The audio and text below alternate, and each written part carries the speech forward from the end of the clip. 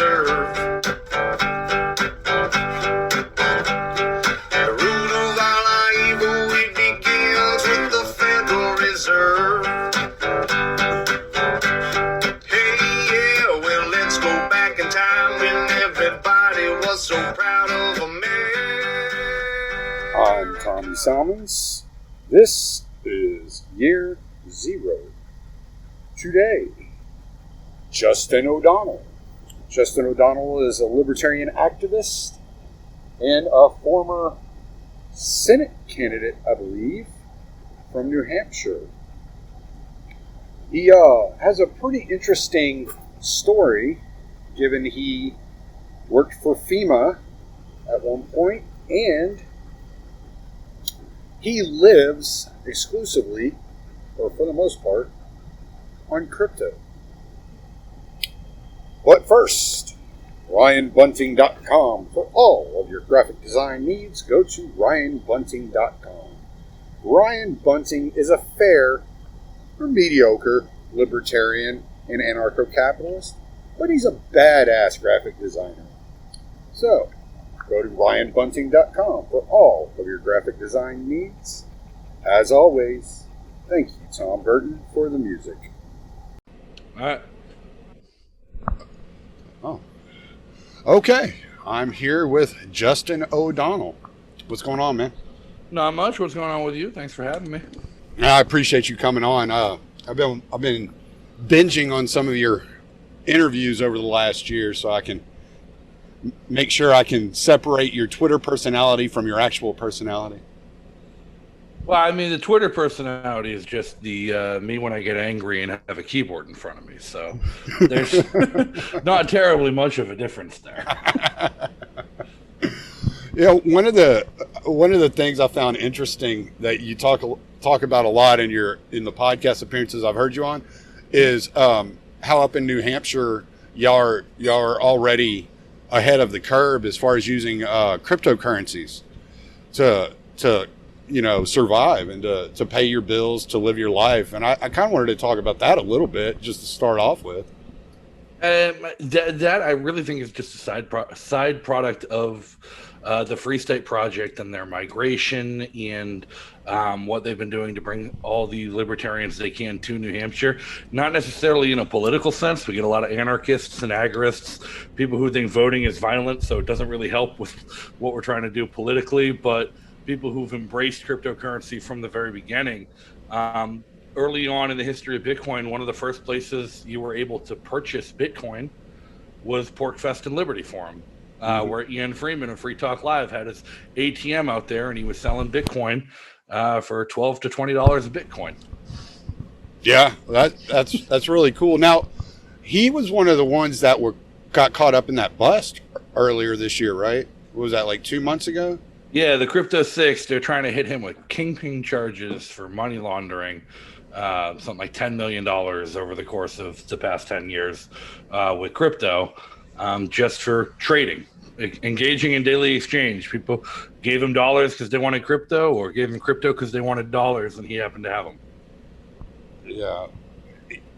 When one of the other people that the woman that ran for sheriff as a Republican, Aria. Aria. She's the high priestess of the Reformed Satanic Church, and she's transgender, so she thought it'd be fun to troll the Republicans. Won the primary because nobody else filed, and so ended up being the Republican candidate for sheriff. And it angered the Republicans so bad they spent a lot of money campaigning against her. That's funny, man. I saw that. A friend of mine shared that with me, and I about died laughing. Yeah. It was like, all you got to do is put the R by your name, and all of a sudden you're good to roll. Yeah, that really is an unfortunate state of politics everywhere. But again, one of the beauties of New Hampshire is there's been so many people that have moved that don't give two shits about politics, don't give two flying fucks about the regulations, that if you're plugged into the anarchist community, into the libertarian community, you can find a market day. You can find a bunch of people homeschooling their kids together and basically running their own school off the grid. Mm-hmm.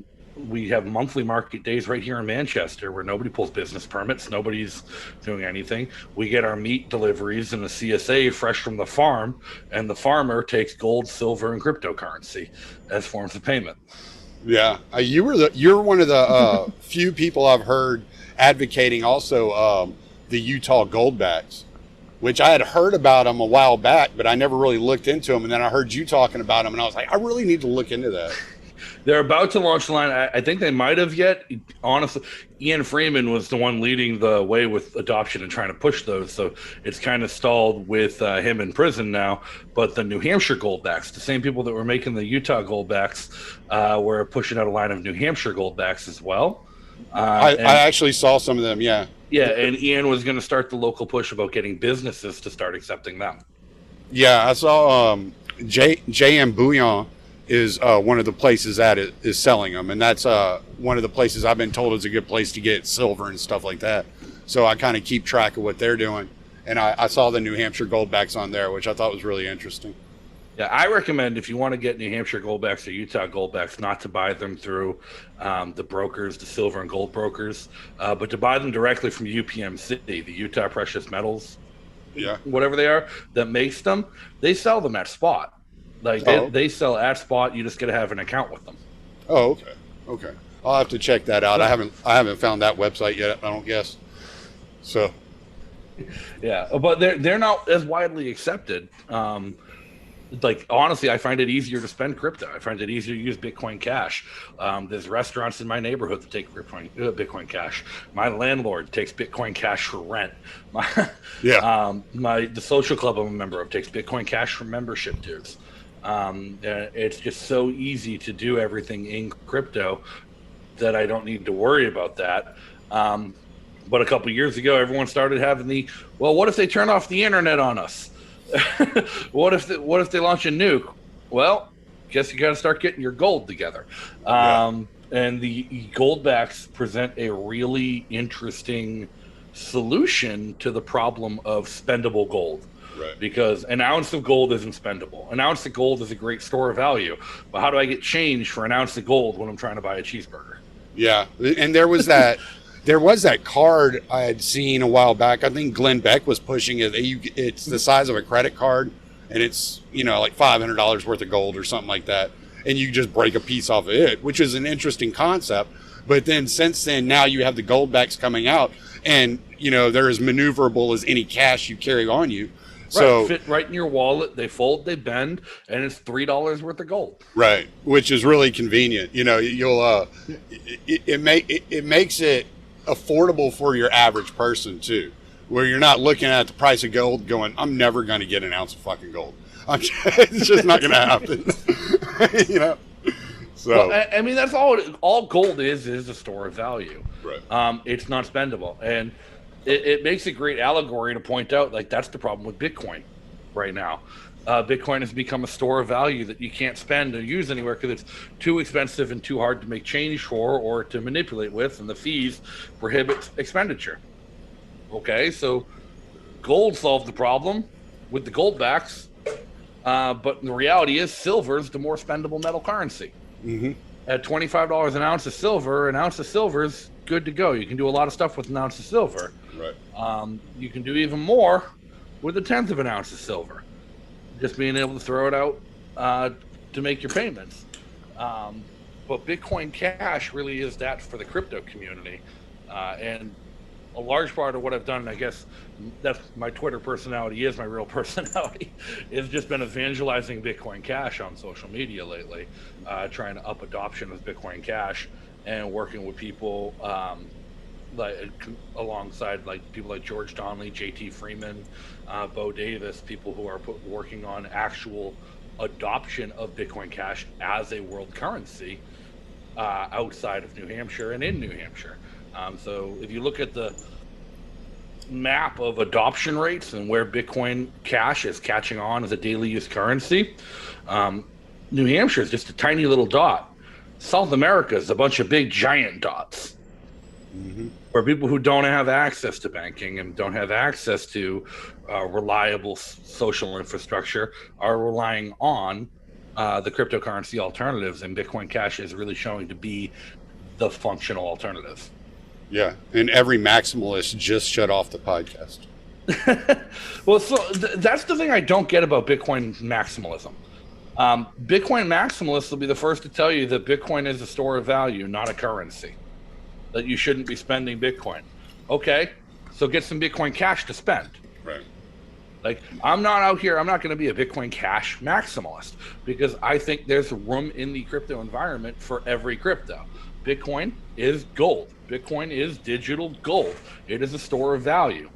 Not everybody's ever going to be able to get into it because it's inaccessible to people who can't justify the initial investment. Right. But Bitcoin Cash is cash. I don't know anybody who has gold that doesn't also have cash. Yeah. I know plenty of people who have cash who can't get their hands on gold. Right. So to me, the Bitcoin maximalism doesn't make any sense. The Bitcoin maximalists should be the first ones lining up to get other cash currencies to justify why Bitcoin is the gold standard. I think it's all a symptom of autism. Well, that's all libertarianism. Yeah, yeah. Well, you brought it up earlier when you were talking about the anarchists and the agorists that have moved to New Hampshire, and don't want anything to do with politics. And you've been seeing that quite a bit lately online. And I live my life like an agorist. That's what I consider myself. I mean, I feel like before I have any right to go out there and evangelize to anybody else about anything, I should be taking care of myself, have myself in order, and take care of my family. That's my number one priority. But what comes with that responsibility of agorism, then you can go out and you can show others how they can live their life freely if they want to live their life freely, right? So it's part of the responsibility. And I see the Libertarian Party, whether it's on a national level or a local level, as a tool for that, as a way that, unfortunately, we live in a time when politics is sports. That's all it is. It's sports and entertainment for stupid people. And so it's almost necessary to be involved in that in some way, shape, or form if you're trying to create a freer future for yourself. Because if I'm not mistaken, you're an anarchist at heart, really. But Absolutely. you operate within the political spectrum. I have. And to be perfectly honest, I don't plan to run for office again. I've done my time. I've paid my dues. There's arguments to be made that I've been the most successful federal and statewide candidate in the libertarian push in New Hampshire. But it really wears on you. It wears you down. It's a terribly toxic system to be in. And the toxicity that's inherent in politics, libertarians aren't immune from. What I have started to notice, and what I think is a really fundamental problem with the Libertarian Party, and it's something I'm working on addressing locally and trying to fix within the local Libertarian Party, is a culture of hero worship and a culture of, haha, I got mine. And it's people who care more about titles and care more about fighting a fight than actually winning the fight they're fighting. Whereas then I look at the agorists and the anarchists and the people in my community who are going about their daily lives, who don't give two shits who wins the election. They care about whether or not their kids are going to get through the school day and how they're going to put food on their table without government involvement. And people who are actually building infrastructure and building communities around the idea of community reliance outside of government action, where to us, it really doesn't matter what's going on. I know people who haven't worn a mask in a year, yet we somehow still get groceries, still have potluck dinners, still have all sorts of community events. We never shut down our community center. Our community center on any given Friday night last summer, we were having weekly potlucks and we'd have 40, 50 people show up at the height of the pandemic. No one ever got sick because people, and when somebody did get sick, it was so minor that people didn't care because we took care of each other as a community ought. We weren't relying on government. We weren't begging for help, and we weren't begging for the government to shut down everything to protect us. We were going about our lives and protecting our lives. Yeah. And I think the libertarian future isn't necessarily going to come through politics. I think it's going to come through culture. And I think it's going to be the agorists, the anarchists, the voluntarists, people who just live their lives and are seen living their lives that are going to show people it's possible. The political arm, the Libertarian Party, is so focused on just waiting for critical mass that they're fighting a losing battle. And I'm not saying it shouldn't be fought. I'm just taking a step back from it myself to try and evaluate how it should be fought. Right. Yeah. You got almost gotta have to try to figure out a way to square that circle between the factions, and whether or not it can ever be squared. If the agorists or the anarchists will ever say, stop calling Libertarian Party members, tyrants and violent, and, and if the Libertarian Party members will ever step back and say, we can use this platform that we have, what platform we have, we can use to teach agorism. We can use it to teach the principles of anarchy and how to live free in an unfree world, to steal from Harry Brown. Mm-hmm. And, I think the two working together in that capacity could actually make a huge difference. And I remember a few years ago, the Libertarian Party Mises Caucus had put out a poll on their Facebook group. And where would you like to see the Libertarian Party Mises Caucus go from here? And I was like, I want to see your website become the next Renegade University, teaching agorism to normies out there.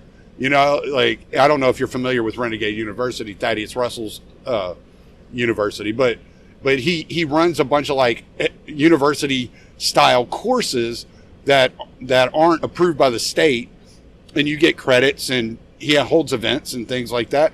And so I was like, that's where I want to see the Libertarian Party go. That's where I want to see the Mises Caucus go, into teaching how to utilize these principles in a day-to-day life instead of focusing solely on attempting to win political races. See, I appreciate the hell out of that, but at the same time, an organization that's doing that kind of stuff, I have to ask, why are you calling yourself a caucus? Why are you organizing yourself as a political action committee? And why are you raising and spending money on internal elections to the party, if that's the kind of approach you're going to have? And I'm not necessarily saying they shouldn't have that kind of approach, because at this juncture, I feel like that kind of approach is more effective. But the leadership of the Mises Caucus is more hyper-focused on just taking over the LP, and then what? They don't have a plan for then what. Right now, the biggest complaint that people have about the Prags that run the LP, my biggest complaint is that we got one state rep elected in this past election, but it took the combined total resources of the entire national party to do that. Hundreds of thousands of dollars spent, tens of thousands of volunteer man hours spent on one campaign to beat an incumbent who spent $200 and didn't advertise. And the incumbent still got 49% of the vote. Mm-hmm. So if that's what we're taking over, something with such poor name recognition, such poor infrastructure, that we have to outspend hundreds of thousands of dollars to one just to be in the picture, why are we bothering? I want to see the Libertarian Party as a whole, all the caucuses included, realize that we're only running the federal races for ballot access, that we only need to maintain enough credibility and enough visibility in those races to keep ourselves on the ballot and in the mind of people, while our caucuses should be out recruiting candidates along their ideological lines to run for school boards, to run for budget committees, to run for conservation committees, to run for the trustee of the library. We're going to local, nonpartisan offices that actually have an impact on people's daily lives, where we can show proof of concept of libertarianism working to benefit people's lives in management of government. And then from there, we will inevitably grow to the point where the person who stood on the school board for 5 years is now all of a sudden being considered as a state rep because they have the name recognition and the people respect them for what they've done, not because the national party is going to waste $200,000 flooding their district with mailers and sacrificing ballot access in 5 other states.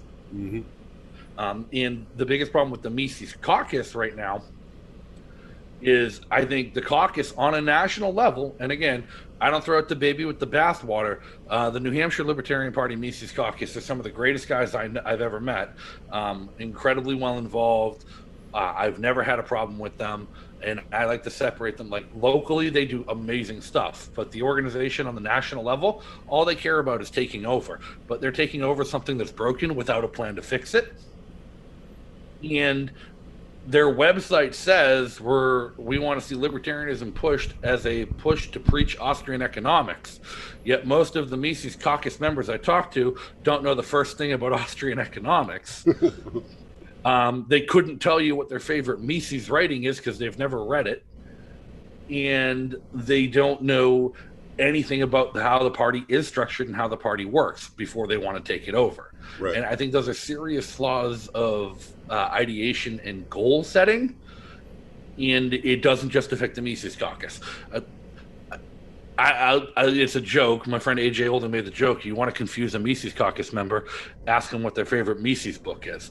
If you want to confuse a radical, ask them what their favorite Rothbard book is. Because most of these people are ascribing to ideology-based caucuses with no understanding of the ideology they purport. And so they don't push the ideology. They just push organization. Well, isn't that just part and parcel with politics in general? I mean, if you talk to the average Republican, they don't know anything about republicanism. I mean, Right. Yeah. so it's just, I mean, same goes with Democrats. I mean, if you talk to the average Democrat on the street, they couldn't tell you what Biden's plan for anything is. They don't know what the hell they're talking about. They've never read. Tell you what the democratic principles are. That's the difference. And that, again, it's the flip side of the problem. It's the far too extreme of where I want to go, is because now the parties have become so well known for their ideology that when they run candidates who don't uphold their ideology, their members don't know. Yeah. So, like, the Democrats stand for the working man, benefits, wages, health care. Okay? But then you elected somebody who spends trillions of dollars on corporate bailouts, bombs the Middle East, and locks up children in a detention center in Texas, even though those are all the things you voted against Trump for. Yeah. Yeah, exactly. And that's kind of what I'm saying. And like that just goes part and parcel with politics. You're never going to have the everyman on the ground that's going to know every intimate detail. And so it's almost up to the leaders of the caucus, whether it's the radical caucus, which I'm not familiar with them. I've never met any of those guys. I've never talked to any of those guys. I thought all the Rothbardians were in the Mises caucus. And so well, think about that. What are the Rothbardians doing in the Mises caucus? Well, Rothbard learned from Mises. I mean, that's... And then wrote a whole bunch of stuff about how Mises was wrong. Yeah. Yeah. But I read, the only Mises I ever read was History and Theory. And I love that book. I think it's a great book. And, I read a lot more Rothbard, and I ran into the Mises Caucus because of people like Pete Quinones and Scott Horton, right. And I know these guys, and so they were like talking about Mises Caucus. I was like, okay, and then I ran into Samuel Edward Konkin, and I was just like, okay, yeah, y'all do y'all's thing. But see, I'm not one of those guys that like you said, throws the baby out with the bathwater. I'm not like sitting there going, well, agorism and the counter-economic strategy for revolution is the only way that you're going to defeat the state. And we have all these, you can look at the Soviet Union, you can look at Pol Pot's, problems he had, and you can look at all these authoritarian regimes that have been crumbled by the gray market and the black market over history. Okay, I get that. But how do you introduce people to the ideas of agorism? Yeah, you got these people that are naturally acting in that way. Like I was acting in an agorist fashion before I knew what agorism was, and I didn't have a clue as to the philosophy or what I was doing, as far as taking down the state. I was just trying to survive, Right. So when you're introducing people to those philosophies, I don't see a problem with people using politics in order to get people there, because once you start down this road of discovery and the philosophy and the theory, and you're reading and you're trying to figure out how to apply it to your life and how to live as free as possible in this world that we live in at this point in time, you're going to run into the agorist philosophy. Right. But I think in order to get to that point where our politics is acting as a teaching mechanism, our candidates need to stop running on shit that's just, we're not Republicans, we're not Democrats. Okay, well, what the fuck are you? Right. Like, break it down, because back to the point, like, your average person has an understanding of what a Democrat is and what a Republican is. Your average person has no understanding of what a libertarian is. Mm-hmm. And I think an inherent part of that is, throughout our history, our highest profile candidates have been people who ran on not them instead of yes me. Yeah. Yeah. And so, okay, so whenever you're looking at this, and I mean, I'm kind of going to put you on the spot here, but let's like measure who's available to run in 2024. Like, what are we looking at? We're looking at a potential Dave Smith run, which I think is probably going to happen. You have Justin Amash, who a lot of people like and are excited about. Maybe Spike Cohen, who I thought would have been a better presidential candidate than Joe Jorgensen in 2020, just because of his messaging. I thought he was clearer on messaging. I thought the way he communicated was better personally. So what do you think you're looking at as far as the landscape between now and 2024 when you're moving into that, and who do you think has the best way of approaching it from a libertarian standpoint? Regardless of who it is, regardless of how they're approaching it, the biggest problem is that right now none of them are acting like they're considering it. And like even Republicans, the Republicans who are considering running are already posturing. They're already putting together teams to do opposition research on each other. They're already quietly fundraising. They're already selecting people for teams in the event they decide to run. They're just waiting for the midterms to announce it. Libertarians, and Jess Mears did a fantastic presentation of this at a convention a while back I watched. Historically, the earlier a libertarian starts running, the less votes they get at our convention. And she brought up all the data to point it out that at our conventions over the last 20 years, it was always somebody who entered the race virtually last minute who did the best. The people who had the longest running campaigns did the worst and were among the first out. And I think that is a problem of activist burnout. It's a problem of a lot of the people who do announce early are so high on themselves that they can't put together a functional campaign because it's all about them. It's not about the movement, the mission, the party, or the ideology. And we run into things where things just fall apart, people drift away. What we really need is for people, our presidential hopefuls, people who think they're going to have a chance to run for president, to start acting like it. Like, if Dave Smith is considering running for president, he should be acting like it. He should be doing more guest appearances on shows other than his own. He should be going out of his way to talk about that possibility as often as possible. He should be doing open commentary, writing letters to the editor. He should be quietly fundraising. He should be lining up pledges. Hey, don't write the check yet. We don't have a committee yet, but I need you on the hook for $5,000. I need you on the hook for $5,000. I need you on the hook for $5,000 to be able to launch with $2 million in the bank. If Justin Amash, I'm not sure what he's doing behind the scenes. I don't know if he is quietly fundraising. I've gotten the picture that he is putting a team together, that he is doing all of the correct things behind the scenes to have a functional campaign. But he's not campaigning to libertarians. I haven't heard shit from him. Right. Well, he's not doing the podcast circuit. He's touring conventions, and unfortunately doing so by Zoom most of the time. And I love Justin Amash personally, and I will say he was a very unengaging and boring speaker to see at my state convention via Zoom, where he couldn't interact with the crowd, and he just lost it and started droning on. People started filing out of the room on him, but he couldn't see that happening. We need to have people who are considering running, people who are being considered to be drafted to run, start acting like it in a traditional time frame to build an infrastructure that's ready to support their announcement. And beyond that, I think Dave would be a great messenger, but would have a fraction of the reach that Justin Amash has. I think Amash would have the best reach we've ever seen as a candidate, but he's really light on messaging and really wishy-washy on principle, and it's going to be another one of those don't vote for not them instead of vote for me. Right.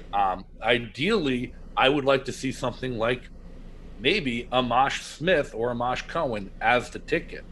I think Spike has gotten a lot better, but the problem with Spike was he ran in 2020. Nobody knew who the hell he was. Yeah. Joe Jorgensen at least had a resume. Spike was a podcaster with a blog.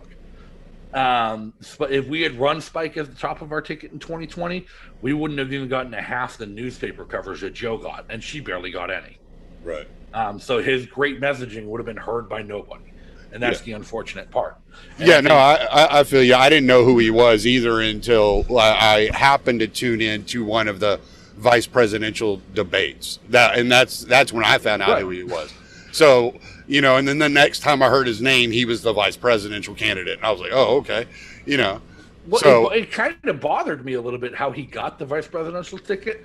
Again, his popularity and his name recognition has surged because he got it. But beforehand, nobody knew who he was except the people who were campaigning for Vermin, the people who recruited him, the people who knew him personally. It wasn't that big of a crowd. The campaign point was, well, he's a media expert. He's a social media and advertising expert with a huge reach. I'm like, oh, that all sounds like a good thing to have on the team. And then I went and looked at his Twitter account, and he had half as many followers as I did, and his podcast had half as many average views as me just randomly going live on Facebook. And I'm like, and I am not good at managing social media. If he's doing this as a profession, there's something wrong up there. Right. Yeah, I feel you. So when you're looking at the political landscape, like I don't, even if I were going to come out and support any of these candidates, which I'm not going to bash any of them, but I can't say that I'm physically going to do anything. Being a truck driver, number one, makes it extremely difficult to be involved in anything, because I never know when I'm going to be home and how long I'm going to be home. And when I have 9 acres I got to handle. And so it's like I get a day, a week to fuck around with 9 acres and hang out with my wife. It's not a whole lot of fun. But so when you're looking at this, what do you think the most realistic expectations of a candidate that is running nationally on the Libertarian Party ticket? I don't think it's an unwinnable race. I don't think running nationally is an unwinnable race for presidency. I think running for U.S. Congress or U.S. Senate in most states is an unwinnable race. But those are really important races to run because they're the races with the visibility. They're the races people look to for messaging. They're the races that keep or lose ballot access. That's why it's important to run them. I don't think it's out of the realm of possibility for an insurgent presidential campaign to catch fire and win. You need a combination of the right candidate in all three parties, the right team behind them, the right money behind them, and the right game plan, as well as circumstantial popular support. I mean, Ross Perot pulling 20+% as a nobody didn't come out of nowhere. That came with a lot of meticulous planning and behind the scenes work.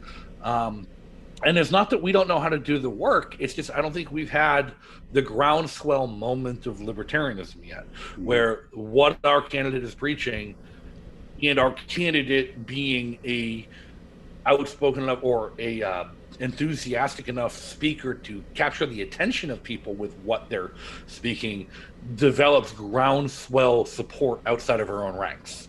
But the presidential race to me is one that I firmly believe is a lot of in the moment decisions and groundswell support. And I don't think people are nearly as partisan at higher level races as the media and ourselves make them out to be. And I look at races like Maine. Biden wins Maine in a landslide. Biden wins New Hampshire in a landslide. But Suzanne Collins is reelected as a Republican in a landslide in Maine, and Chris Sununu is reelected as governor in a landslide in New Hampshire. 100,000 people voted for the Republican governor and the Democrat president. Yeah. Like, people actually pay attention to who they like at the moment. And if we had the right candidate who was energetic and personable and actually got attention, I don't think it's impossible to win the presidential election. But beyond all of that, you also have to have someone who's qualified, because people care about qualification. And here's where you run into Dave Smith is energetic and personable and the kind of guy who could engender groundswell support, but he's wildly unqualified and would get no attention outside of our circle. Justin Amash is wildly qualified, will get a lot of attention outside of our circle, but he's uninspiring, Right. and doesn't bring more to the table than is already there supporting him. Right. And that's one thing that I think the Libertarian Party has suffered a lot from, are people that are uninspiring.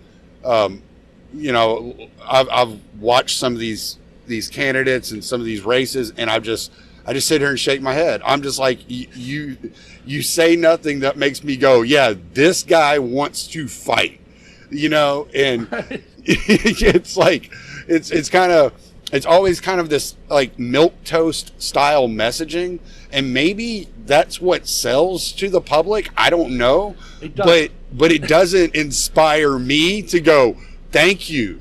Now we're actually talking about real liberty here. We're talking about real things that matter.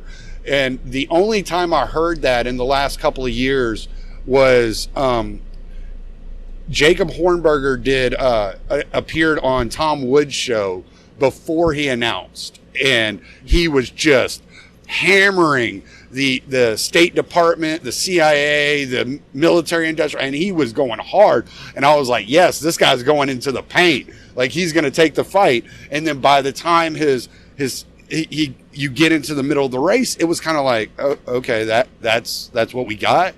Like, it's like he burned out. No, I don't think Hornberger ever burned out. It's just I don't think Hornberger had much in the tank. Hornberger had one thing, and when he started to get, I'll call this the touch of the tism of Hornberger, is he started to hyper focus on one thing.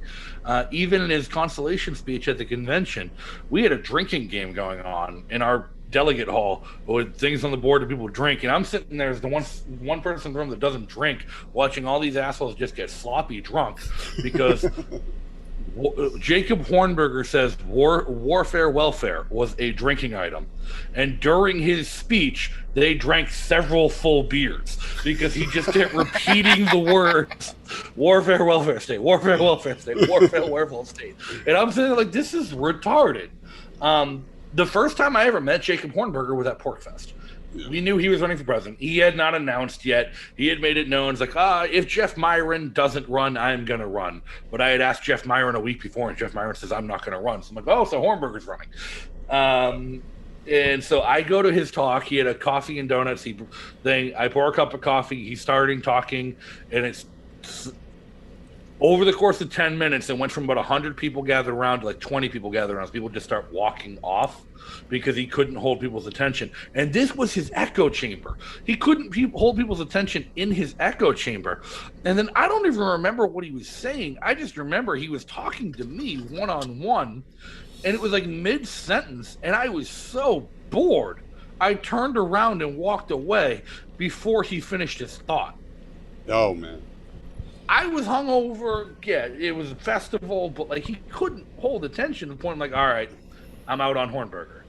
Yeah. Which was unfortunate because when you read Jacob Hornberger, he sounds incredible. Yeah. Listen to Jacob Hornberger, you're like, oh, I hear this guy every day on every other libertarian podcast. He doesn't sound any different than any other autistic libertarian who's just hammering a point, which is unfortunate. But at the same time, like, I have run for federal office twice here in New Hampshire, a top of the ticket. Once for U.S. Congress, once for U.S. Senate. Both times there was a candidate running for governor. I outperformed the candidate running for governor by a 2-to-1 vote margin both times, even though we had the same voting pool, which meant half the people who voted for me did not vote for the libertarian for governor. Right. And people are always like, well, what is that case? Do you have any idea? I'm like, probably because every time we get invited to an event, it's never a libertarian event. It's an event with a bunch of other conservative voters and liberal voters. Y'all get up there and just stare at a piece of paper and start reading. And it bores the shit out of people.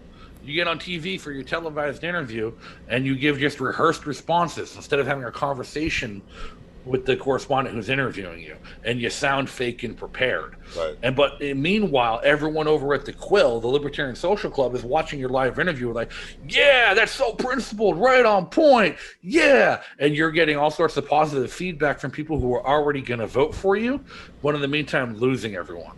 Right. To date, my favorite public speaking engagement I've ever had was the Protect Our Rights rally.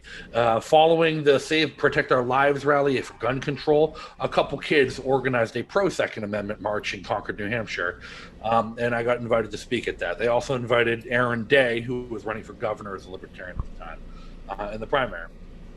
I forgot the event was happening. I had blanked it.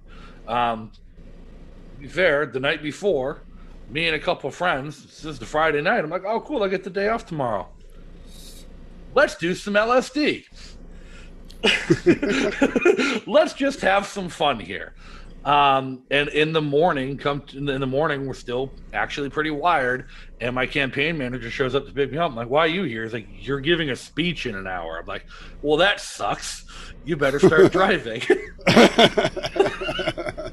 We get there, and as we get there, the libertarian candidate for governor is sitting there reading his speech.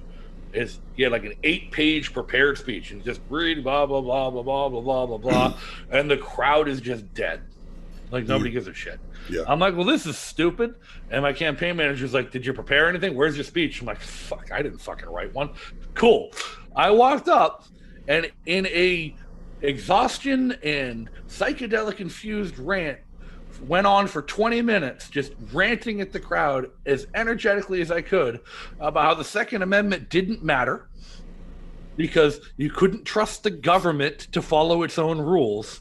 So a promise written on a piece of paper wasn't going to protect their rights, that they needed to do it themselves by not trusting government and stopping supporting politicians, and that in fact the people most harmed by gun control were minorities and the LGBTQ community, not privileged white men, and did a mic drop. I remember doing a mic drop and started to walk away, and I got a raging, like, holy shit, people screaming applause. And as I was walking away, people were running me down to talk to me because, like, that was incredible. I want to support you. How can we get involved in your campaign?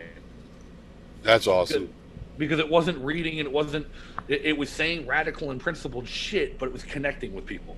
Well, right. And libertarians need to understand the only people that give a shit about libertarian philosophy are other libertarians. And I always say that about my podcast. My podcast is not for libertarians. I don't do this podcast for libertarians. I do this podcast for blue collar guys trying to figure out what the fuck is wrong with our goddamn country. That's what I do my podcast for. You know, that's who my intended audience is. My intended audience is not other autistic libertarians. I can be plenty autistic enough for both of us. I don't need you. I don't need a bubble here. I want to talk to people in real life that are having real problems and looking for real solutions to those problems. And I'm trying to interview people that are bringing forward real solutions to real problems and doing so in a way that anybody can utilize. Well, I think the best way to do that, and I think this is the fundamental problem with libertarianism in general, based on who we attract. We tend to attract the hyper-intelligent, logical, slightly autistic crowd that thinks in numbers and everything has to make sense. And there's a running joke that if the world were run by computer programmers, it would be a libertarian dystopia. Because everything would be perfectly logical. And all be sense. Zeros and ones. Right. But that's not how you connect to people. And right. Libertarians have trouble connecting with people that aren't libertarian because they don't pose their problems and solutions as anything other than policy. People don't give two fucks about policy.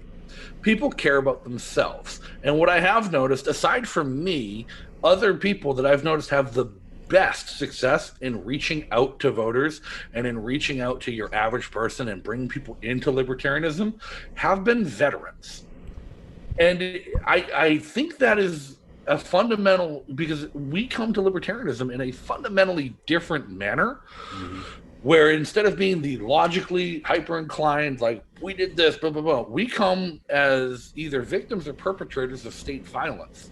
People who came seeking problems to solutions and finding problems to solutions, but also with real world stories about how it affected not just us, but others.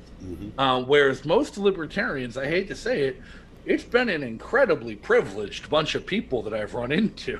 These autistic kids who have never struggled for anything in their lives, grew up in private schools and no student loans to speak of because their parents were rich and could afford them, and were born on third base and think they hit a triple. When that's not people. And Jim Bouchard, Libertarian Party of Maine, Jim Bouchard, he hosts the podcast Crazy Angry Libertarian, and he wrote a book by the same name. He pushed the theory in his book that nobody ever becomes a libertarian. There is no way you're ever going to convince someone to become a libertarian. But everyone has a series of experiences in their life that culminate in them realizing they always were a libertarian. And if people haven't had those experiences themselves, you're not going to be able to get libertarian policy and libertarian points across to them just by reciting a textbook. You need to relay experience. And people empathize with experience. So when you can tell someone a story about how the state hurt you and what the solution was, or how the state hurt others and you were a party to it and what the solution was, it's something they can empathize with, and they can vicariously share that experience. For me, it was being present during a terrorist attack was the start of it. I was in Boston on the day of the bombing at the Boston Marathon, and I was working security. But like the follow-up to that was like the Boston bomb, being a victim of a terrorist attack, watching people die, getting home, having my boots and pants covered in blood from being in the middle of a terrorist attack, didn't make me a libertarian. It made me even more of a hardcore conservative. And for the next few months, we need to hunt these motherfuckers down. I'll flip the electric switch myself. I don't give two fucks. Lockdowns, what do you mean? We were detaining people because they looked Muslim in Boston that weekend. But a few months later, 4th of July, I was the non-commissioned officer in charge of a security detachment of National Guard troops in Boston for 4th of July. And when I was walking patrol with my lieutenant, a fresh lieutenant, kid's 22 years old, he graduated college 3 weeks prior, just got his commission, hasn't even been to officer school yet. So like he, green as they come. And one of the smartest officers I've ever met, because the first things he said was, "O'Donnell, these are your guys, what are we doing?" I'm like, great. A lieutenant that knows how to listen. But we were walking a patrol to deliver food and water for lunch to our different checkpoints that we had going. And right underneath a mobile camera unit, because we had mobile camera units running facial recognition and scanning the crowds, a guy sits down in the middle of the sidewalk in a goddamn lawn chair blocking traffic and starts reading a book. And my lieutenant starts freaking out. He's like, "You can't be there. We're going to have to detain you. You have to move." And I'm just watching and just burst into tears laughing. I'm like, this is the funniest thing I've ever fucking seen. I can't imagine anything funnier in the moment. The lieutenant's like, "What's so funny?" I'm like, "He's reading 1984. And my lieutenant asked me, he's like, "What does that mean?" I then proceed to have to walk through and explain the plot of 1984 to a college-educated Army lieutenant while we're in the middle of operating a lockdown on the city of Boston with mobile camera units and military security depriving the citizens of their rights. And after I finished it, I just look at the guy who wrote the book like, we're the fucking bad guys. And when I tell people that story about how I wasn't a victim of state violence, I wasn't seeking a solution to that, but like I actually perpetrated the violence. Yeah. I was an agent of the state who deprives people of their rights. And tell the stories about the kids that we separated on the checkpoint at 8 p.m. because we closed the bridge at 8 p.m. and there were families separated. The deaf guy that we arrested because he couldn't communicate with us and wouldn't let us search his bag because he didn't understand what we wanted because we didn't have anyone who spoke sign language. The bunch of people we detained on the subway because they looked Middle Eastern. The fact that we were IDing people to allow them to move freely in the neighborhoods they lived in. The fact that we had people going door to door in Watertown, Cambridge, and Boston, demanding entry to search premises without warrant and confiscating firearms from those who were attempting to defend themselves.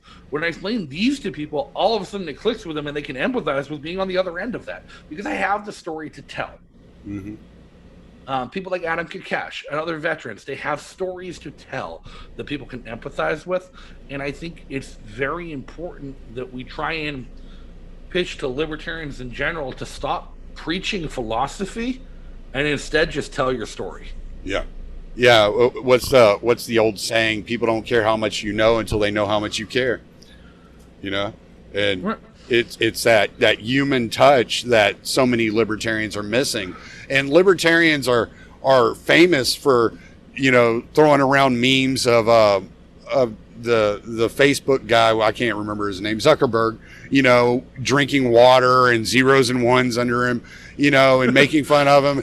But that's how so many libertarians come across whenever they're talking, about liberty. That it's not actually anything attainable. It's all theory. It's all philosophy. And it's like, well, okay, yeah, to a point, but how do you prescribe to the construction worker who's not going to sit down and read Man, Economy, and State, or who's worried about raising his 3 kids and how he's going to pay bills? How are you going to ascribe to him, your theory and your philosophy? He doesn't care about that. He's not worried about that. He's not trying to talk about that. He doesn't want to hear it. Hold on, Boogie. Sorry, my dog's attacking me. Damn near pulled my damn head off. So yeah, you got to find a way to connect with these people on a human level, which is something that libertarians are notoriously bad at. I'm not even convinced most of them are human. We might have unknowingly been assimilated. I am not sure. It is possible. We could just be a program. Hey, after the past year, I'm perfectly willing to believe that. Jesus, you're not lying. So let's get into that a little bit, because you did work with the healthcare industry for a while, mm-hmm. and you have an interesting tie to FEMA and all that good jazz. So you have you have a unique perspective on everything that we have seen over the last year. So yeah, like I said, break it down for us. my libertarian moment, my realizing, oh shit, I'm wrong, came in realizing I'm the bad guy, because it was after 8 years in the military. It was after going through a college program and getting a degree in emergency management and homeland security. And what I did most of my consulting for were I actually helped found a government agency as part of my internship, the Barnstable County Office of Emergency Management. I did a lot of consulting for the Massachusetts Department of Emergency Management and FEMA, and a lot of especially disaster response and recovery cost estimates for FEMA. And then after I kind of broke away from that, I'm like, well, fuck.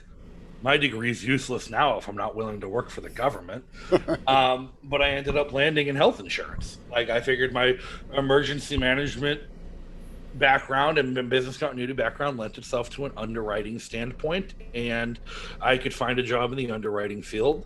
And I found a company that was willing to bring me on as an underwriter. Their hiring process, though, required everyone knowing every role. So before I got to underwriting, I had to do 6 months in sales, because they're like, you can't underwrite a product that you've never sold. I'm like, that actually makes sense. 6 months later, they tell me, it's like, you're never leaving sales. I'm like, why not? Like, underwriting's going to be a 5-figure pay cut. I'm like, I'm never leaving sales. I'm like, fine. But, I've spent the past five years up until this year intimately involved with Medicare, especially, and helping consult for healthcare plans and plan design for major health carriers and distribution and enrollment for Medicare patients to help them find free market alternatives that they can opt out of Medicare and into private health insurance to manage their Medicare benefits. This year's been crazy because all of a sudden they tell me I'm not allowed to meet with anyone, which means I can't meet with most of my clients. And then they tell me, they're going to freeze healthcare and provide all this coverage through Medicare for all. I'm like, well, there goes my entire industry. And then banning large gatherings for the foreseeable future, especially for people who are at risk. When 95% of my clients are over the age of 65, I foresee I'm never doing another seminar to teach those people again, because I'm never going to get them all in the same room. Whether or not the government could come out tomorrow and say, we lied, COVID was a hoax, it was all wrong. But the cultural impact is already there. People are never going to have these large gatherings again. Right. Especially people who think they're at risk. So this past year has been a lot of me saying, what the fuck am I doing? Because essentially my industry evaporated overnight. So it left me with a lot of free time where I've been working on cryptocurrency development. I've been working on running a merchandise outlet on the internet and selling shirts on SnexSwag, diving into social media, playing Magic the Gathering competitively for money on the internet. And I've entered the realm of sustainable self-employment in a really roundabout but forced manner. But my experience in the healthcare industry has led me to just wildly detest a lot of libertarians and the rhetoric surrounding COVID. Because I look at things like, sure, discount the mask mandates. We can all agree that mandates are bad. But then they're like, well, masks are bad for you. I'm like, fuck you. Before the government mandated you had to wear one, libertarians were the ones buying and selling most of the masks to avoid facial recognition. Something all of a sudden doesn't become bad because you don't like the person who supports it. Get fucked. But a lot of the underhyping, libertarians tried to really underhype COVID from the very get-go as it's nothing but a bad flu. From my experience in underwriting insurance for flu seasons, I'll go on a limb and say you are absolutely correct. COVID was nothing but a bad flu. But your average person does not understand or have any recognition of how close the United States healthcare system comes to being overwhelmed every year with the normal flu. A bad secondary virus on top of the normal flu could have potentially caused millions of deaths in this country. And so people going on saying it was fake, it was bad, the lockdowns weren't necessary. It really kind of pissed me off because on one hand, I agree. The lockdowns were fundamentally unnecessary. All that was necessary was providing people accurate information. Right. And early on, the CDC was actually doing a very good job of providing people with accurate information. Here's what we know about the virus. Here's who's working on vaccines. Here's its transmission rates. Here's its variability rates. Here are precautions you can take. And instead of following the advice, libertarians writ large discounted the advice as fake news and propaganda because of its source. People were so autistically against the government that when good advice came from the government, they weren't willing to hear it. And I think I wondered to myself how much of the unnecessary lockdowns and mandates could have been avoided if people weren't so oppositionally defiant to the good advice they got at the beginning. Well, a lot I didn't even pay attention to what was going on with COVID. I guess it was in April, late April, Texas closed its borders to Louisiana. And I was like, what the fuck? What is going on? Like, It's a very Texas thing to do. Yeah, I was like, this is really strange. You know, and as a trucker, I'm driving across those borders all the time. Now, we didn't have to go through the checkpoints like, but any passenger vehicle that was coming into Texas from Louisiana was getting stopped and they were getting checked. And I was like, what are they doing? And I had a friend of mine who worked in the medical industry said, I'm surprised you're not paying attention to this. I'm like, it's a virus. What am I going to do about it? You know, like, I don't know. Like, I'm just going to do my job and go on about my business. I don't really care about it. And he goes, no, it's really bad. And I go, okay, I'll read some stuff. And I read some stuff and I was like, okay, well, it sounds like a bad flu. Now, see, I was unaware at the time that the hospitals are so minimalistic and try to cut costs that they don't keep an overstock of beds and all these facilities. Right. Like that never even crossed my mind, you know? So I'm like, okay, like it's a bad flu. We deal with the flu every year. I'm sure we'll be fine, you know? And he goes, give it 10 days. Well, luckily after those 10 days, nothing bad happened, you know, but the damn thing didn't go away. And that's when it really started catching my attention. I was like, hold on, like this cold isn't going away. Like these people are obsessed about this thing. What is this? You know, and then I saw people like put on masks and turn into zombies. And that's what put me against masks. Cause I'm like, I don't want to be a zombie. Like no matter what happens, you know, and that's what really, I was just kind of like going through my day. I remember walking into a tobacco store and I really was, again, I still wasn't paying that much of attention to it. I walk in and I'm going to buy me some tobacco and, cause I smoke and I smoke a lot. And this guy goes, you got to put on a mask. I said, in here? And he goes, yeah. I said, do you think I really give a shit about my lungs? I'm about to buy cigarettes. and he kind of stopped and he was like, good point, you know. So there's a lot of things that come out of like people like, again, still libertarian conspiracy theorists keep pointing to shit like, well, there was no flu this year. You're right, there was virtually no flu this year. I made a joke a while back. The only death the media won't tell you about is the death of the flu.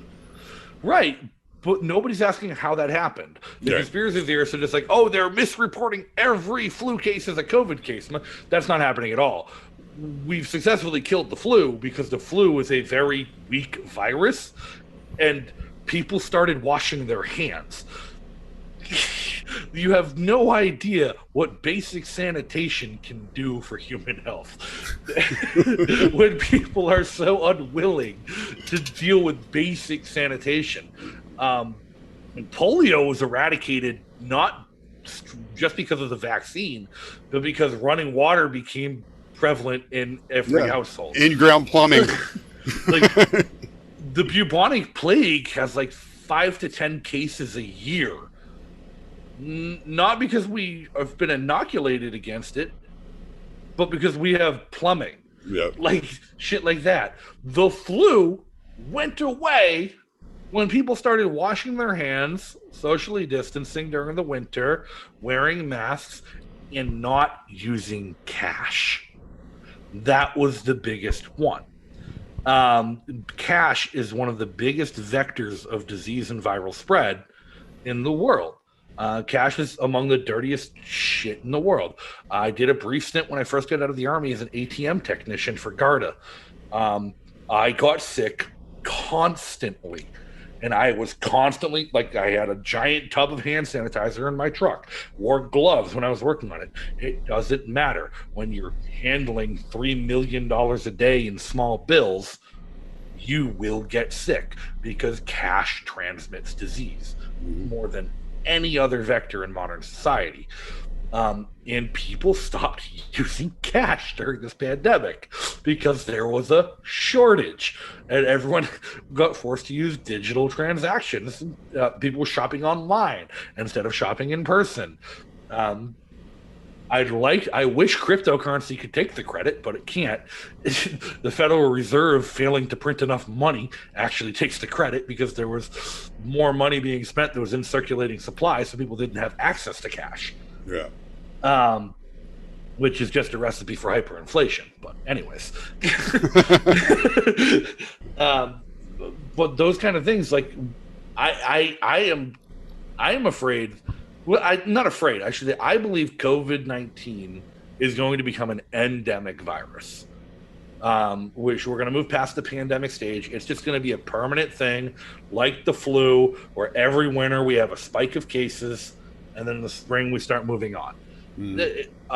Whether or not our healthcare system adapts to, as people get more comfortable with that reality, starting to get lax on washing their hands, socially distancing, wearing masks when appropriate. And like, I'm not saying wearing masks is always appropriate. If you're outside, there's no fucking reason to wear a mask. But, you know, at the height of flu season, wearing a surgical mask when you go into the grocery store isn't the worst idea. Anyways, COVID or no COVID, it's not the worst idea if you have any understanding of the way viruses spread. And I feel like once people start to get more comfortable, there is going to run the risk that we're going to have a bad COVID year and a bad flu year together that would overwhelm our hospital system. And the only reason our hospital system is so prone to being overwhelmed is because of government. And that's something people really need to look at, because it's not just government mandates on your life and when you can go to work and whatnot. The government, like, if you want to build a hospital, you need permission from the government, and you have to prove need. You have to go to a government board and prove that there needs to be a hospital there, and it cannot be closer. It cannot be too close to another hospital. And don't the other hospitals in the area have to approve you? Yep. Yeah. That's insane. Like, right. Your competitors have to approve that they need the competition. Right, because there is no competition. That's the shittiest part about it.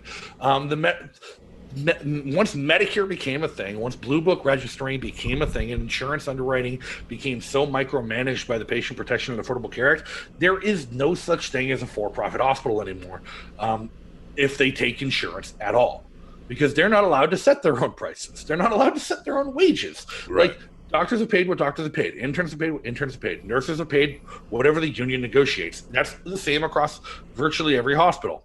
What they're allowed to charge for a procedure is the same across virtually every hospital. There is no competition. They cannot make a profit because the government dictates what comes in and what goes out for them. It's called the Medicare assignment. Medicare keeps a book of prices for every service and tells hospitals what they are allowed to charge for them. So when people complain about getting a $10,000 bill for a procedure, it's not because the hospitals and the pharmaceutical companies are evil. We'll get into that. But it's not because the hospitals are overbilling you. It's because Medicare told the hospital that's how much it costs. If you have private insurance, your private insurance is allowed to negotiate a lower price. Right. So, but Medicare isn't. Why do you think we're going bankrupt? Because Medicare says something costs $10,000. And when Medicare says something costs $8,000, the doctor's only allowed to bill $8,000 for it, 80% with 20% non-recoverable. And then Medicare will only pay about $3,000 of it, because Medicare is broke and doesn't have money. Right. And Medicare will take about 18 months to pay that $3,000 after they get the bill. So hospitals have to float all these expenses for years at a time before they recover the money from the government, which means they have to increase their prices on non-essential services to cover the bills until which is why you get a bill for $14,000 for a one-night stay, you know? Right.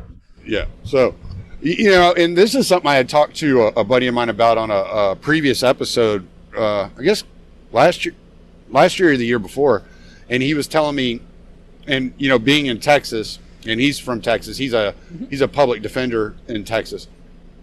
And we were talking about the law on private membership associations, right? And where you pay, you know, kind of like a gym membership to a private practitioner. And then you can go see them as often as possible, and that covers like the majority of your bills. Concierge services. Yes. Yeah. So that used to be incredibly common. They used to be called a concierge doctor. Every small town in the country had one. They would do house calls. Yeah. Because they could afford to pay their bills off of that. Some of them will even do Skype, like Skype with you and talk to you about like what's going on. But for the large part, that service is not considered credible health care anymore by the Patient Protection and Affordable Care Act. Thanks, Obama. Well, so thanks insurance companies. Let's be real here. Thanks, Mitt Romney. So it's weird. So a lot of people blame insurance companies. There's one insurance company you can blame in general. It's Kaiser Permanente. But insurance companies as whole, writ large in the industry, were the biggest opponents of Obamacare. In fact, there's been dozens of insurance companies that have outright gone out of business since Obamacare went into play. Anthem Blue Cross used to operate in all 50 states. They're down to about 30 states right now because their state affiliates keep going bankrupt and out of business because they can't compete. Great Northwest Health Insurance went out of business. Rocky Mountain Healthcare went out of business. They weren't able to offer the plans anymore. And there are areas of the country where people, until Trump waived the penalty, people were getting fined by the IRS for not having insurance because no insurance companies offered insurance in their area. Yeah. Because the insurance companies that did all went out of business. Well, what's crazy too is in Texas, they were waiving those fines. They were like, you don't have to pay them, because I had insurance up until they passed that. And then I let my insurance go because I couldn't afford $400 a month. I was like, okay, we just went from $80 a month for me and my dependents, and it went from $80 a month to over $430 a month. I was like, I can't pay that. I can't afford it.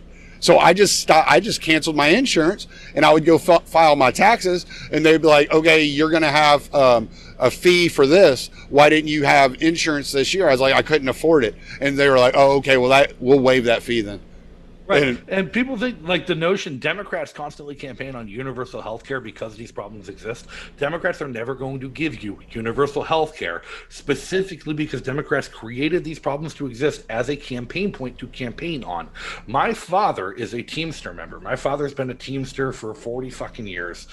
He's no longer trucking, no longer on the roads because of his back. He's in the warehouse. In 2016, during the primary, he got instructions from his union to vote for Hillary Clinton. Like, they demanded everybody vote against Bernie Sanders. Absolutely not. And the reason given through the grapevine was to the union officers. One of them told my father, if Bernie passes universal health care, the unions will no longer have anything to provide their members and will lose their political power. Yeah. That's insane. Because that's the only benefit of being a Teamster nowadays, is the Teamster provides every member of the union health insurance. Right. So if you're not, so if universal health care gets passed, the largest labor union in the country would cease to exist. Yeah. Well, I was union years ago. I worked in the carpenters union down in Louisiana, and they provided insurance for me and all my dependents. I didn't pay a dime. Right. They provided it. And I was like, that's a hell of a deal, And like, as much as I think the Teamsters are a largely evil organization for how they handle politics and what they do with their membership dues and lobbying, and their history of being wrapped up in organized crime and racketeering, which is all a wide open book. There's a long history of Teamsters union local presidents going to prison for racketeering. It's just an open book of their crimes. When it comes to handling their members' insurance, they will fight tooth and nail to take care of their members, because that's the service they provide. That's what they are to their members. My stepmother's on dialysis. The United States government is attempting to force my stepmother onto Medicare, even though my father has Teamsters insurance for him and her at no cost. The United States government has told Blue Cross they are not allowed to pay for her treatment. That's incredible. Yeah, and my dad has union officers on the phone screaming and losing their goddamn minds at Blue Cross for not paying for it. And Blue Cross sends back a letter. It's like, we tried to pay for it. Here's the check. It was returned. That's fucking insanity, man. That's just, I mean, that's just, it's evil. I mean, it's like, how else do you describe that? Right. The crux of Medicare, there's a little addendum in the Medicare Reauthorization Act that says that the United States government's Medicare and Medicaid system is the only health insurer or health provider that is allowed to provide kidney care in the United States. So anybody who's on dialysis is forced onto Medicare. A private insurance is not allowed to cover kidney care. It ends up costing people on dialysis tens of thousands of dollars a year in co-payments after Medicare to get their dialysis. God forbid they save up for 20% of $3 million for a kidney transplant. Meanwhile, in South America, you can purchase an at-home dialysis machine for $3,000, and its total upkeep cost to run for the year is $200. Jesus. Well, and you're not even mentioning, like you said earlier. I mean, they mark down the prices 80%, you know, and then they only pay, you know, a third of that. So how much is it not only costing the patients, but it's also costing the doctors so much money, you know, in order just to stay in operation and to continue to provide these services. Now, I'm not sure down in Texas, Midwest, or Southwest if it's the case, but here in New England, there are no private practice doctors anymore. And that is a change in the past 10 years. Because I remember growing up, there would be doctor's office here, doctor's office there, small, like little offices, like you could mistake it for a law office or an accounting firm where a PCP would do a private practice. There is no private practice anymore. I cannot find them anywhere because the doctors can't afford to keep the lights on under the Medicare scheme. So they all have to join the conglomerates. Fortunately, we do still have private practices, but a lot of patient care is going to like your Quest Diagnostics and stuff like that, where especially with these companies like new hiring, doing your medical exam. Yeah, when you're doing your physical and stuff for trucking, it's all Quest Diagnostics. I mean, that's just they basically have a monopoly over that market. Yeah, it's and to be fair, like the idea behind Quest Diagnostics is an incredibly free market idea. We're gonna put together a diagnostic. Like we're not doing healthcare, we're not doing fucking PCP, we're not doing your actual medical care. We're just testing. That's all we're going to do. And we're going to get so good and so efficient at it that we can do it cheaper than the doctors. So they'll refer you to us. Right. That's an incredibly free market principle and a free market idea. And it's more than just Quest. We actually have a couple things other than Quest up here in New England that do the same thing. Mm-hmm. But if it weren't for the insurance rackets that are perpetuated by Medicare and government regulation, there'd be dozens of them instead of two. Right. Yeah. But you would have a private practice doctor. That private practice doctor might have a pick of 4 different imaging clinics for you to go get your MRI at, and you can shop around for price. You need a cholesterol test. Okay, Quest, Diagnostic XYZ, like which ones get the lowest price for you? You can shop around.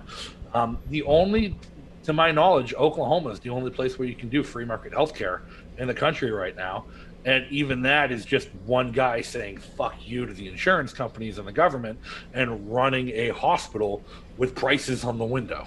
Well, there's a guy in Beaumont, Texas that, or there was a few years ago. I assume he's still there, but yeah. So there are a few of them out there. I know there's one I believe in Kansas, in Wichita, Kansas, also. So there's a few of them out there that are like, no, we're not playing this, racket with you people. We're gonna continue to practice medicine. We're not interested in your scam. So, yeah, and the Oklahoma Surgery Center, they do it with really high-end procedures. Yeah, and like I've known a couple people who have gone to the Oklahoma Surgery Center. They don't live in Oklahoma. They just shopped around and found out that it would be cheaper to fly to Oklahoma, get surgery, get a hotel for 3 weeks of recovery while doing their physical therapy at the surgery center, and then fly back, than to pay the copay to get it done in Boston. Jesus. And it's great. It's unfortunate because we have some of the best hospitals in the world in Boston. Yeah. But Boston, Massachusetts is one of the most regulated states Yeah. imaginable. And so I am under no impression that in a free market, Mass General, Boston Children's would only get better. Yeah. But as it is, their hands are tied with what they can do. So much of the focus of my podcast is to point out abuses of power and how bad things have gotten and the direction in which we're heading as a society. And it can be a real black pill. I've partnered up with Richard Grove to offer my listeners an opportunity to sign up to his Autonomy Course. The Autonomy Course is designed for people looking for solutions, people that want to shape their own future, people that are not willing to be at the behest of large corporations or the United States government or the banking system. The Autonomy Course is designed for those of you who wish to have complete control of the reins of your life, who are looking to be successful, that to thrive and not just survive, to provide for your family by utilizing your existing skills and learning how to market and sell those skills in order to be your own boss, or learn new skills in order to leverage that into a new career opportunity. So if there's a job out there you've been trying to get or you've been wishing you could get, but you just don't have the skills for it, the Autonomy Course is the place for you to start, to learn how to land that position, to learn how to market yourself better, to gain confidence, and to be surrounded by a community of like-minded people that will encourage you and help you along the way. So use my affiliate links and go check out the Autonomy Course. It could be right for you. Right. Yeah. All right. Well, you said you wanted to mention the pharmaceutical companies, and I got to get back on the road. So let's get into those real quick, because I read an interesting article that I missed last year, and I ran into it the other day, and I was like, how the fuck did I miss this? This is right in my wheelhouse. So come to find out, Moderna is joint owned by NIH. And so it's way worse than that. Is it? Tell me. Yeah. Okay. Former chairman of the board of directors of Moderna. No, mind you, let's start back. What is Moderna? Mode RNA is the name of the company. They have existed for 10 years. They were a small research firm based in Boston. They had less than 40 employees. Basically, it was a bunch of like research geneticists with a CRISPR and a hobby. And they got Series A funding to fund their little lab to experiment with, because they had an idea that RNA technology could be the next wave in immunology. Years out. They were doing base level research the past 10 years. They've run a dozen or so clinical trials on potential vaccines that they've been trying to develop, and every single one of them failed for safety. Every single one, every development they have ever come out of Moderna has been rejected for long-term safety concerns. Yep. They were a nothing burger company. They weren't even a blip on the radar. They have never put a single drug to market. And then Trump established Operation Warp Speed, the public-private partnership to fund research development into the vaccines using NIH funds.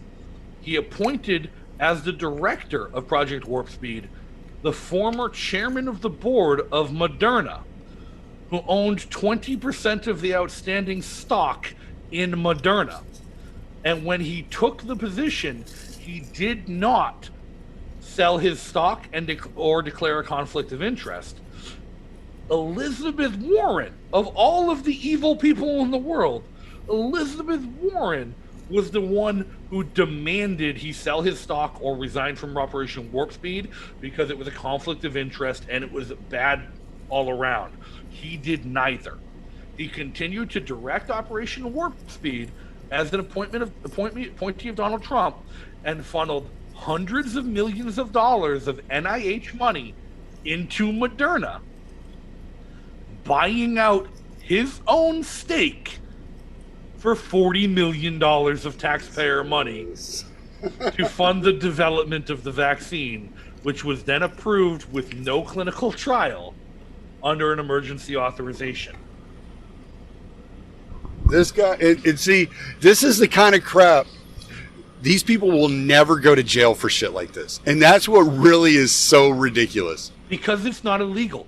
That's the bad problem. It is not illegal what he did. Well, it would be illegal for you to do it. It would be illegal for me to do it. It was not illegal for him to do it. No. All he did was not sell his stock. He chose to not exercise an option until he was no longer an employee of the company.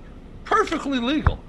If I had Moderna stock and got offered the Project Warp Speed job, it would have been perfectly legal for me. It should amount to insider trading. That's what I was thinking they would try to charge you or I with. It would have amounted to insider trading had he sold it at market instead of exercising an option and selling it back to the company. I got you. It's all in the details. Yeah. So, but to be fair, I'm also not the biggest opponent of insider trading.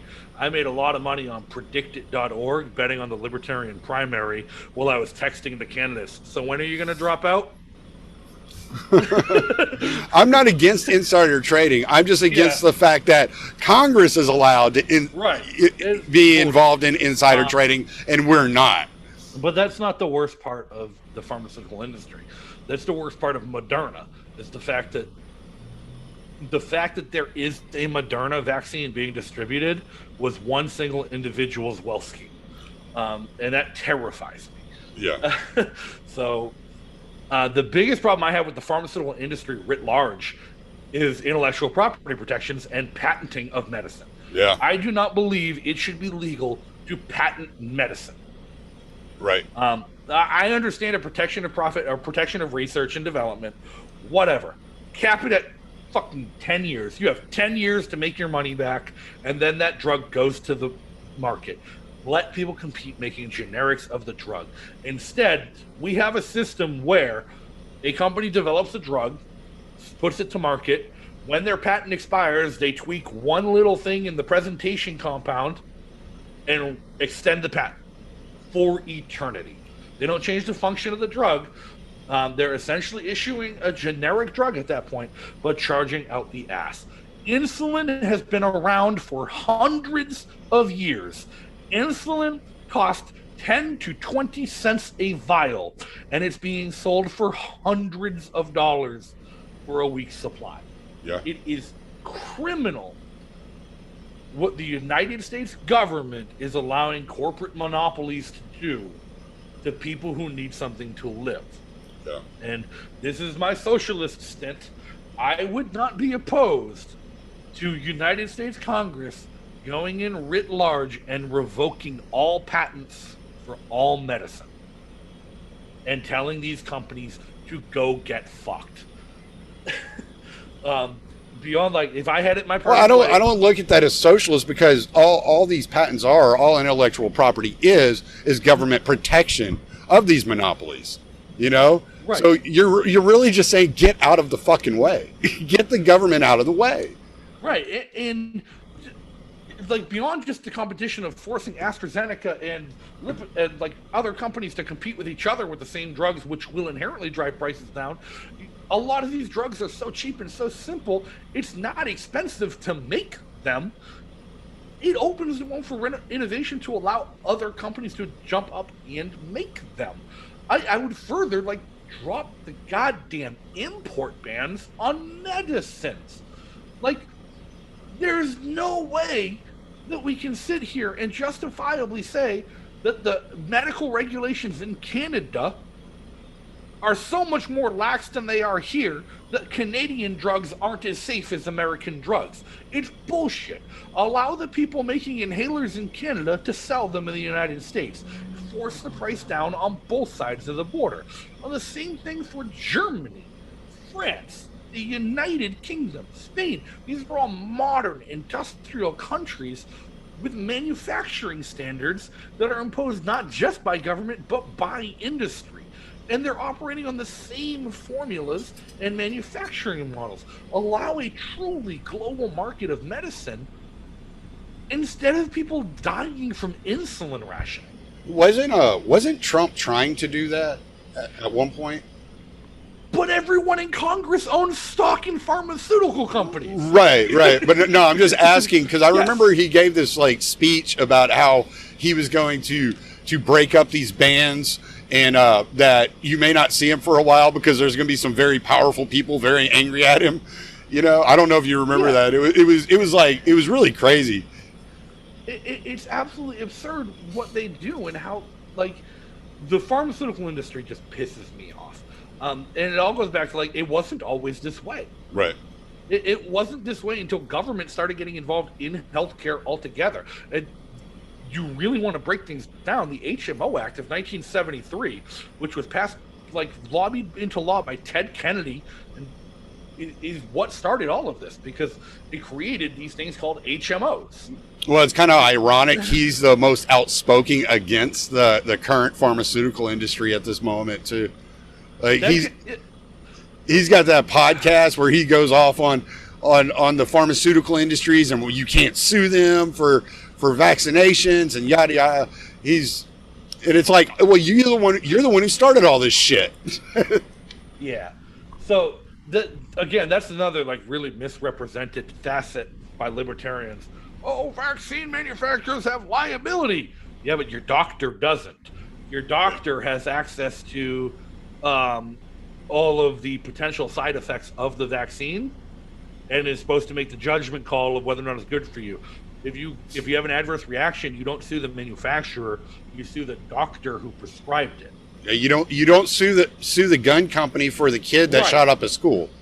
Right. The manufacturers are actually generally pretty transparent about side effects. Yeah. It's up to doctors and patients to make a determination. But doctors are the ones who inherently hold liability for that decision, which is why the manufacturer is exempt from liability. Right. Not because of some grand conspiracy, but because you can't sue Ford because a drunk driver hit you, and you can't sue Remington because a psycho stole a gun and shut up a school. Mm-hmm. It's the same principle. Well, right. And some of these doctors just do not give a damn. Some of them just don't care. Like, I remember when my wife moved here she's from South Africa. So when she moved here, she got her green card. She had to get a bunch of vaccines. There was all kinds of shit they had to do. I don't even know. We were there for like 2 hours and she was getting poked and prodded and all kinds of shit. And she ended up with a vaccine injury. And it wasn't something super bad, and she didn't have like this horrible reaction where she ended up in the hospital, but she had a muscle problem where in her shoulder for probably 3 years. She couldn't like grip really good with her hand, and her arm bothered her a lot. And she would call the doctor and tell them all the time, like, this is what's going on. And they're like, all right, well, ice it, take ibuprofen, this, that, and the other, and let us know how it's doing in a week or so. And she would call them, and they just kept telling her to do the same thing. She finally just gave up on it. She was just like, it's not even worth calling them because they just keep telling me the same shit. You know, they're not giving me any real solution to the problem, you know, so she just quit calling them. But yeah, she dealt with it for about 3 years. Her arm bothered her. Yeah, and it's that case across the board. Like we've entered a period where doctors no longer treat patients; they treat symptoms, because that's what they're taught to do. Yeah, that's what they're taught to do, and that's what they're financially incentivized to do. Right. Because if a doctor goes rogue and decides to treat a patient instead of treating the symptoms, they don't get paid. They have a 6-figure student loan to pay off, and a mortgage and rent on their office. Right. Yep. Talk about it, and it's just a circular argument. It always comes back to the government intervention, whether it's into the universities or into the medical, aspect of our lives. There's always this intervention that's just creating this life, more expensive, more expensive. And it's just like, okay, all these regulations and all this stuff just creates this circular entity. Where I was reading a book last night, fiction, a book called Children of the Nameless. It's Magic the Gathering book. But one of the characters said something that like kind of rings to me here when he's arguing with another character. He says, there's no such thing as good or bad people, only responses to incentives. Like we don't have good doctors and bad doctors. We don't have good executives, bad executives. We don't have good congressmen, bad congressmen. We just have people responding to the obvious incentives in the hyper-regulated environment that we've allowed government to create. And people who could be good people are so heavily incentivized to do the wrong thing. Yeah. Sam Giancana actually had a quote similar to that after he found out Kennedy was assassinated. And he said this should prove to the entire world that there are no such thing as black hats and white hats. There are only those acting in their own self-interest. Right. Yeah. So, but hey, man, I do got to go. Do you want to plug everything you got, your book, everything? Let everybody know where to find you. I'm most active on Twitter. It's at O'Donnell #4NH on Twitter. I shitpost constantly there. I got a coin tree with a bunch of links to my Facebook, my read.cash blog, my noise.cash blogs, and everything. Facebook is facebook.com/Justin4Liberty. And if you want to check out the merch store, like I say, I like to advertise it's the best Liberty merch store on the internet, www.sneckswag.com. All right, man. That's awesome. I'll also put all those links in the show notes.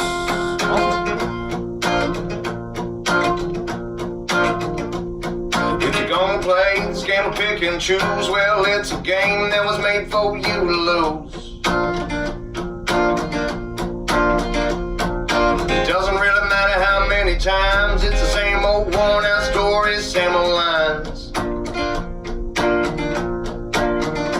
They're all pointing dirty fingers in hypocrisy, bragging on their feats of mediocrity again.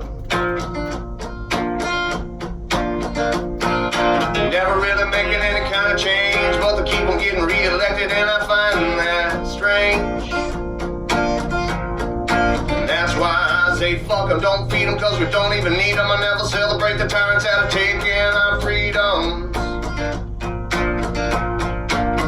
Yeah, I said fuck them, don't feed them, cause we don't even need them. I never celebrate the tyrants out of taking our freedoms. What's it gonna take for you to see that we're living in a rigged democracy? People stand in line for the thieves that they've been choosing, paying no attention to the rights they keep on losing. But they all gather in the rallies and they chant their names on goddamn well that it's all gonna be the same. Just 4 more years of war and taxes, 4 more years of them grinding down their axes. And that's why I say fuck them, don't feed them, cause we don't even need them. I never celebrate the tyrants that are taking our freedoms. Yeah, fuck them, don't feed them, cause we don't even need them. I never celebrate the tyrants that are taking our freedoms. Cause we don't even need them, we'll never celebrate the tyrants that are taking our freedom.